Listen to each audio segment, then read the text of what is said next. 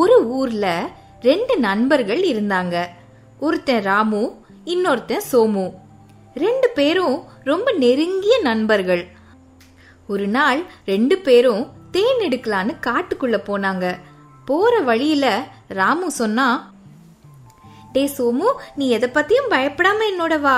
என்ன மாதிரி ஒரு நண்பனை உன்னால பார்க்கவே முடியாது. என்ன பிரச்சனை வந்தாலும் நான் உன்னை காப்பாத்துவேன்.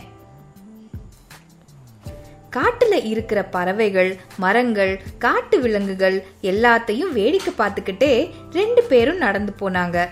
அப்ப கரடி ஒண்ணு உருமுற சத்தம் கேட்டுது. கொஞ்ச நேரத்துல அவங்க போன வழியிலேயே அந்த கரடி திடீர்னு வந்துடுச்சு. கரடிய பார்த்ததும் 2 பேரும் பயத்துல ஓடத் தொடங்கினாங்க. கரடியும் அவங்கள துரத்த ஆரம்பிச்சுது.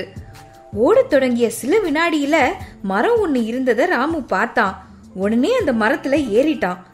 சோமுவுக்கு மரம் ஏற தெரியாதுன்னு தெரிஞ்சும் அவனை தனியா விட்டுட்டு தன்னை மட்டும் காப்பாத்திக்க சுயநலத்தோட ராமு நடந்துகிட்டான்.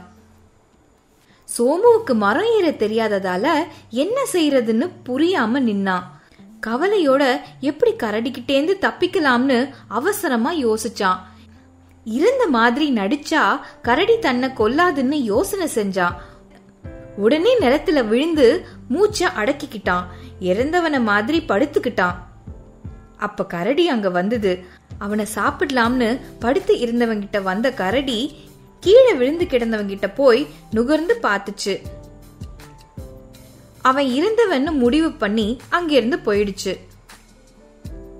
கரடி சோமுவை முகர்ந்து பார்த்தத மேல இருந்து பார்த்த ராமு கரடி சோமு கிட்ட ஏதோ சொல்லுச்சுன்னு தப்பா புரிஞ்சுக்கிட்டான்.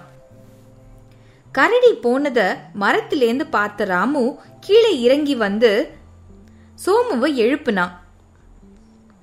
கரடி போயிடுச்சா, நம்ம தப்பிச்சிட்டோம் அப்படின்னு சொன்னான் ராமு. சோமுவும் தப்பிச்சோம்னு நினைச்சு நிம்மதியானா. ராமு சோமு கிட்ட, கரடி உன் காதுல என்ன ரகசியம் சொல்லுச்சு அப்படின்னு கேட்டான். அதுக்கு சோமு,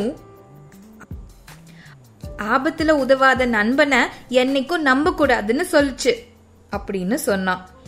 இத கேட்டதும் ராமு ரொம்பவே நொந்து போனான். தன் சுயநல புத்திய நினைச்சு வெக்கப்பட்டான். இதுல இருந்து என்ன தெரியுது குட்டீஸ்? ஆபத்துல உதவுறதுதான் நட்பு.